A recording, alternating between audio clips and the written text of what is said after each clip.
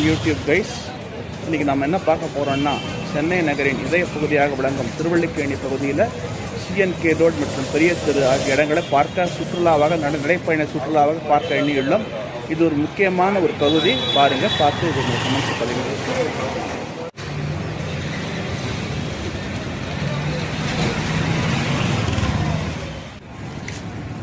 இதுதான் சிஎன்கே ரோட், சேப்பாக்கம். இது தமிழக மாண்புமிகு துணை முதல்வரின் தொகுதி. இந்த தொகுதியில் தான் நம்ம இருக்கிறோம். பாருங்கள், இது முழுக்க முழுக்க மேன்ஷன்களாலும் டீ கடை மற்றும் நிரம்பியது. இது கிட்டத்தட்ட ஒரு 50 ஆண்டு கால பாரம்பரியம் கொண்ட ஒரு இடம். பாருங்கள்,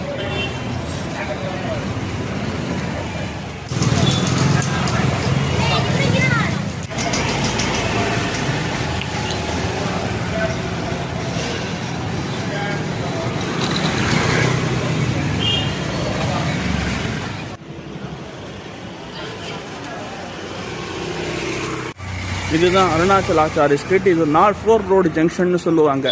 சிஎன்கே ரோடு, பெரிய தெரு, அருணாச்சல் ஆச்சாரி ஸ்ட்ரீட்டு. இந்த 4 ரோடும் சந்திக்கின்ற இடம். இது ரொம்ப பிஸியாக, நேரம் 24 ஹவர்ஸும் பிஸியாக இருக்கக்கூடிய இடம். பாருங்கள்,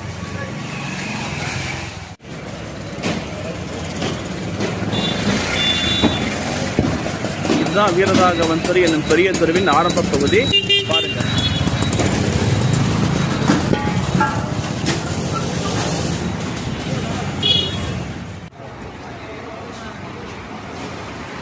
இதுதான் திருவல்லிக்கேணி பெரிய மசூதி. பாருங்க,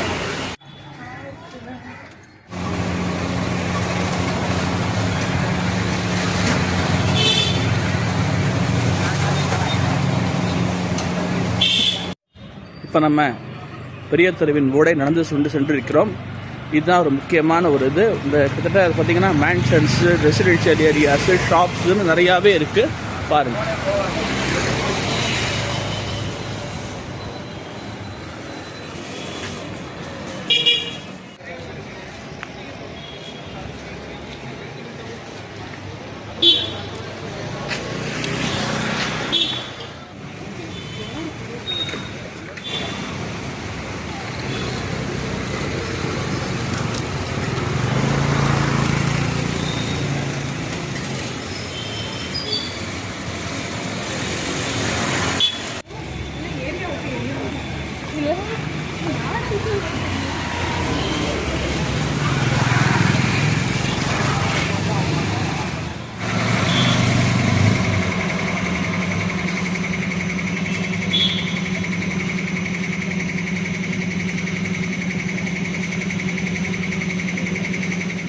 இதோ இந்த சிவப்பு பில்டிங் எதுன்னு என்னன்னா, இந்து ஹையர் செகண்டரி ஸ்கூல்.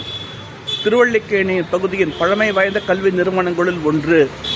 இந்த கல்வி நிறுவனத்துக்கு பார்த்தீங்கன்னா நேதாஜி சுபாஷ் சந்திர போஸ் வந்திருக்கிறாரு 1945. சூப்பரான பல அறிஞர்களையும் உருவாக்கின ஸ்கூல் இது. பாருங்கள்,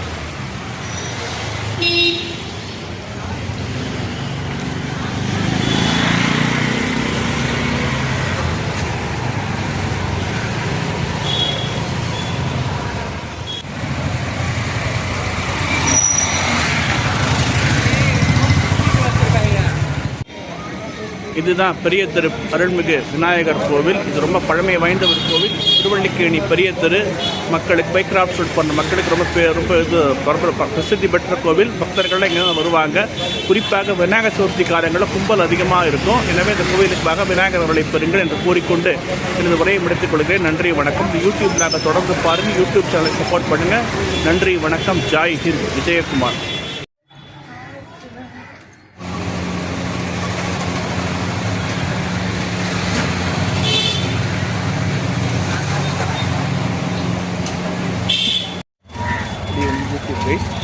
நம்ம பார்க்க போகிறது ஆல்ரெடி பார்த்த வீடியோ தான், இருந்தாலும் ரிமைண்டருக்காக நம்ம எடுத்துகிட்டு போகிறேன். நம்ம இருக்கிறது எங்கன்னா சேப்பாக்கம் சிஎன்கே ரோடு, முக்கியமான ஒரு பகுதி. நீங்கள் பார்த்து கமெண்ட்ஸ் பண்ணிவிடுங்க. திருவல்லிக்கேணி இப்போ நம்ம எப்படின்னா, அந்த இதில் ஆரம்பித்து நம்ம பெரிய தெரு வரைக்கும் போய் நம்ம இதில் பைக் கிராஃப்ட் ரோட்டில் முடிக்க போகிறோம். நம்ம ஜேர்னியை பார்த்து நம்ம கமெண்ட்ஸை பதிவிடுங்க.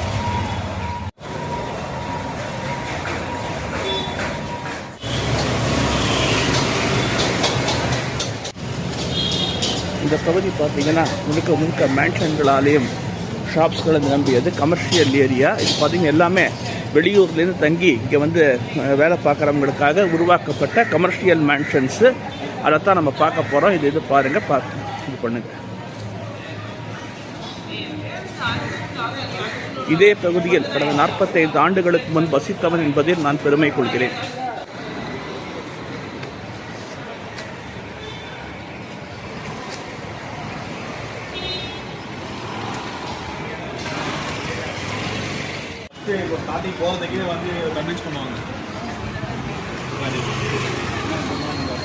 இந்த பகுதி பார்த்தீங்கன்னா பல சந்துகளாலும் நெருங்கியது. பல சந்துகள் இந்த தெருவில் இருக்கான். They are connected with other streets with each other. சூப்பராக திட்டமிடப்பட்ட ஒரு இதுவாக விளங்குகிறது, தெருவாக விளங்குகிறது. பாருங்கள்.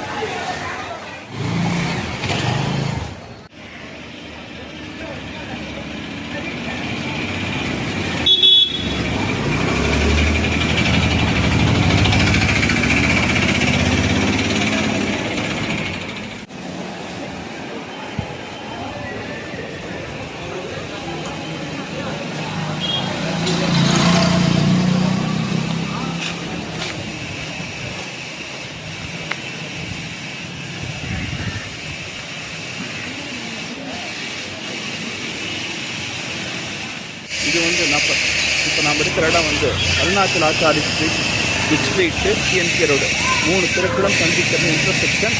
இது ஒரு முக்கியமான இடம். பாருங்கள்.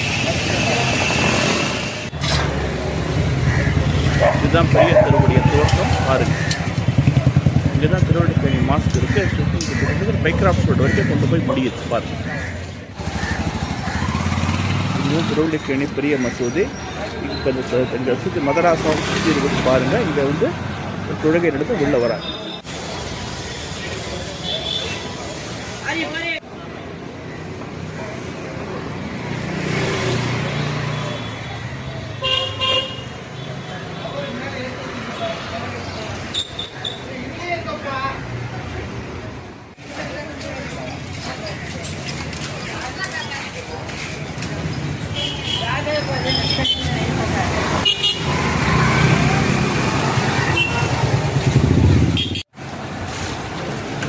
இப்போ நாம் போயிட்டுருக்கிறது எங்கன்னா பிக் ஸ்ட்ரீட்டினுடைய மையப்பகுதிக்கே வந்துட்டோம்.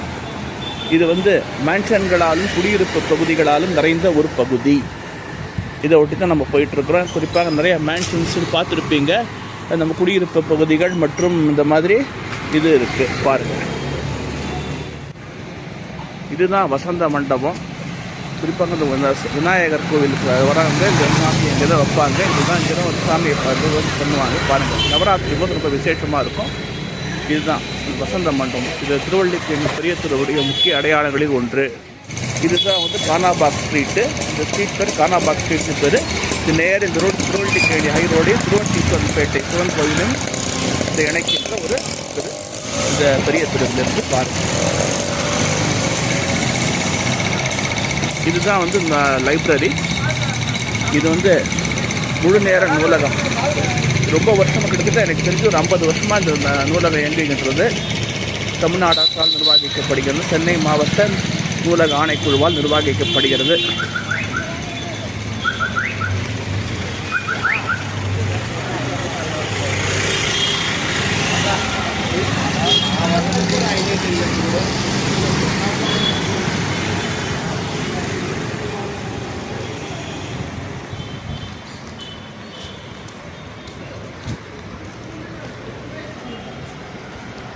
அதுவும் நமக்கு தெரிய பக்கத்தில் தெரியுது. பார்த்தீங்களா, சதுப்பு கலர் பில்டிங். அது என்ன பில்டிங்னா தான் ஹிந்து ஹையர் செகண்டரி ஸ்கூல். திருவள்ளிக்கேணியின் பழமை வாய்ந்த கல்வி நிறுவனங்களுள் ஒன்று. இங்கு படித்த பலர் பெரிய பெரிய ஆட்களாக இருக்கிறாங்க. குறிப்பாக இயற்பியலில் நோபல் பரிசு பெற்ற சுப்பிரமணியம் சந்திரசேகர் வந்து இந்த பள்ளியின் முன்னாள் மாணவர் என்பதிலே பெருமை கொள்வோம். இவரை மாதிரி பல அறிஞர்களை உருவாக்கியுள்ள இந்த சிவப்பு நிற கட்டிடம். இந்த கட்டிடத்துக்கு சென்ற வருஷமே நம்ம பார்த்துருப்பீங்க. இப்போ இரவு நேரத்தில் நம்ம எடுத்தோம், சரியாக தெரியல. இப்போ வந்து பகல் நேரத்தில் எல்லோரும் பார்க்குறோம். பாருங்கள். இந்த இடத்துக்கு பார்த்திங்கன்னா நேதாஜி சுபாஷ் சந்திர போஸ் கடந்த 1930களில் 35 வந்திருக்கிறாரு. அதுக்கான சரித்திர ஆவணம் உள்ளன. பாருங்கள். இன்றைக்கும் பார்த்திங்கன்னா தன் பழம்பெருமை குன்றாமல் தனது பெருமையை நிலைநாட்டுகின்ற பள்ளிக்கூடங்களில் இதுவும் ஒன்று. இது துவக்கப்பள்ளி, இது உயர்நிலைப்பள்ளி, மேல்நிலைப்பள்ளி ரெண்டு சேர்ந்தது.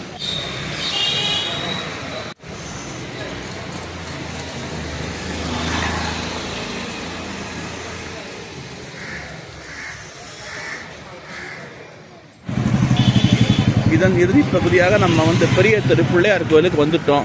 அருள்மிகு விநாயகர் கோவில். இது ஒரு பழமை வாய்ந்த கோவில். இந்த கோவிலுக்கு எல்லா பெரிய பெரிய விஐபிஸ்லாம் இருக்கிறாங்க. இன்றைக்கும் அப்படியே தன்னுடைய பழமை மாறாமல் அப்படியே இருக்கின்றது. இதோடைய எண்டிங் எதுன்னு பார்த்தீங்கன்னா பைக்ராஃப்ட்ஸ் ரோடு எனப்படும் பாரதி சாலை. முதல்ல பிரிட்டிஷ்காரங்க ஆடுற பைக்ராஃப்ட்ஸ் ரோடுன்னு பேர் இருந்தது. விடுதலைக்கு பிறகு தேசிய தலைவர்களை போற்றும் வகையில் இந்த சாலைக்கு பாரதி சாலை என பெயரிடப்பட்டது. ஏனெனில் மகாகவி பாரதியார் திருவள்ளிக்கேணியில் வாழ்ந்த காரணத்தாலே அந்த பெயர் அவருக்கு அந்த சாலைக்கு சூட்டப்பட்டது. இப்போ நம்ம பிள்ளையார் கோயிலுக்கு போய் இறைவனை வழிபட்டு நம்ம இது செய்வோம். அடுத்த விழாக்கள் அடுத்த பகுதியை கண்டினியூ பண்ணுவோம்.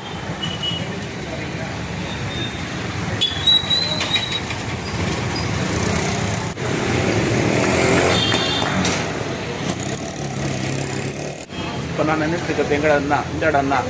பெரிய திரு பிள்ளையார் கோயிலுக்கு ஏற்றப்பல் நின்றுட்டுருக்கேன். நல்லபடியாக சாமி தரிசனம் ஆகி நல்லபடியாக எல்லாரும் வேண்டிட்டு வந்திருக்கேன்.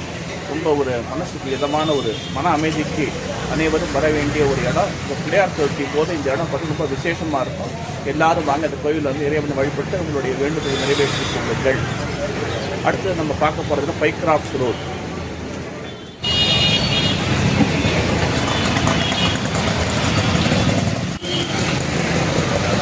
இப்போ நம்ம பார்த்துட்டு இருக்கிற இடம் எதுனா பாரதி சாலை.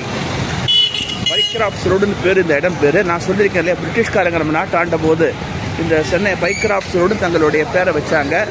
இது விடுதலை பெற்ற பிறகு சில மாற்றங்களை கொண்டு வந்தது. தேச விடுதலைக்காக பாடுபட்ட பல பிரிவுகளின் பேரை முக்கிய சாலைகளுக்கு நமது அரசாங்கம் சூட்டியது. அதன்படி பைக்ராஃப்ட்ஸ் ரோடு என்ற பெயர் அகற்றப்பட்டு பாரதி சாலை என்ற பெயரில் அழைக்கப்படுகிறது. மகாகவி சுப்பிரமணிய பாரதியாரின் பெயரால். ஏனெனில் சுப்பிரமணிய பாரதியார் திருவள்ளிக்கேணியில் பல ஆண்டுகள் வசிச்சிருக்கிறாரு. அவருடைய நினைவை போற்றும் வகையிலே இந்த பைக்ராஃப்ட்ஸ் ரோடு அமைஞ்சிருக்கு. இது முக்கியமான வர்த்தக நிறுவனங்கள் அமைந்துள்ள ஒரு பகுதி. இங்கு பேருந்து போக்குவரத்தும் அதிகமாக உள்ளது.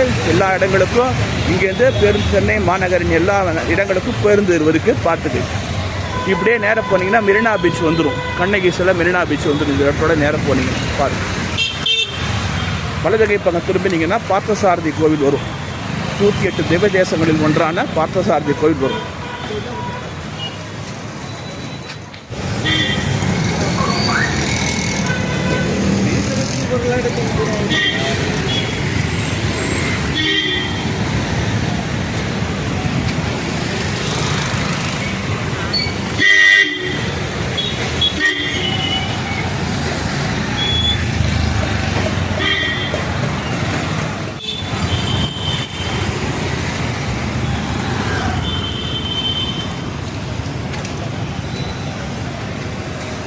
இதுதான் பைக்ராஃப்ட்ஸ் ரோடுடைய இந்த போயிட்டுருக்குறோம். நம்ம ஆப்போசிட் சைடு வந்துட்டோம் பாருங்கள். இதுதான் நமக்கு ஆப்போசிட்டில் இருக்கிறது தான் பெல்ஸ் ரோடு எனக்கப்படும் பாபு ஜெகஜீவன் ராம் சாலை. இது நேராக பார்த்தீங்கன்னா கலைவாணர் அரங்கத்துக்கு அண்ணா சாலைக்கு கொண்டு விடுது. இது வழியாக எக்மோரு நுங்கம்பாக்கம் செல்கின்ற பேருந்துகள் மாநகர பேருந்துகள் போகும். ஏத்தாபால் அரசு மகப்பேறு மருத்துவமனை இருக்குது. கோஷ் ஆஸ்பத்திரி சில கஸ்தூரிபா காந்தி ஹாஸ்பிட்டல் இருக்குது. அது இருக்கக்கூடிய இடம் தான் இந்த பெல்ஸ் ரோடு பாபு ஜெகன். சொன்னேன் இல்லையா, பைக்ராஃப்ட்ஸ் ரோடுக்கு பாரதியார் சாலை ஏன் வச்சாங்கன்னு சொன்னேன் இல்லையா. அந்த பாரதியாருடைய நினைவில் இங்கே இந்த தெருவோட நேரம் போனீங்கன்னா பாரதியார் வாழ்ந்த வீடு வரும். அதையும் நம்ம பார்த்துட்டு வந்துடலாம். பாருங்கள்.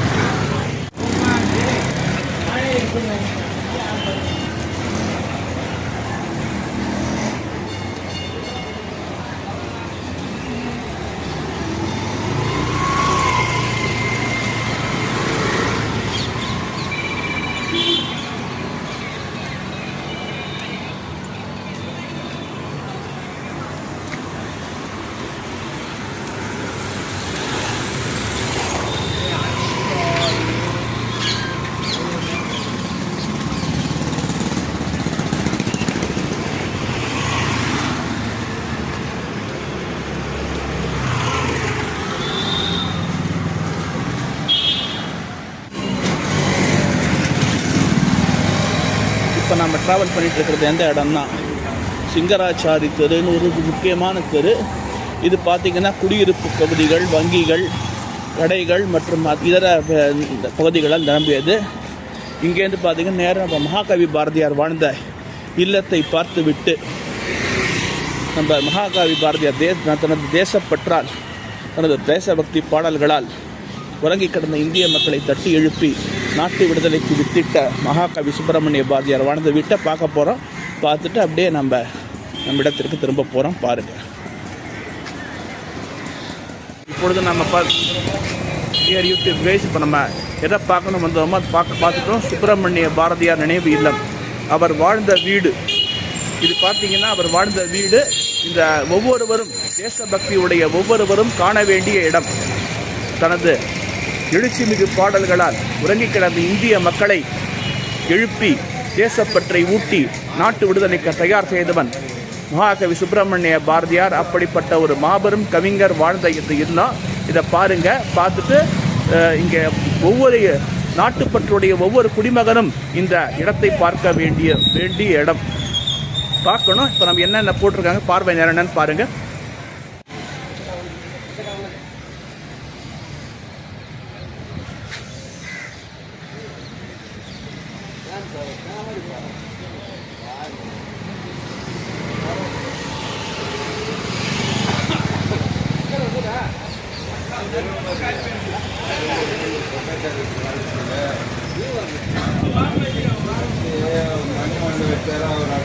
இது பார்த்தீங்கன்னா பார்வையாளர் நேரம் கொடுத்துருக்காங்க. காலை 9:45 மாலை 5:45 மணி வரைக்கும் தான் பொதுமக்கள் இந்த வீட்டை பார்வையிட முடியும்.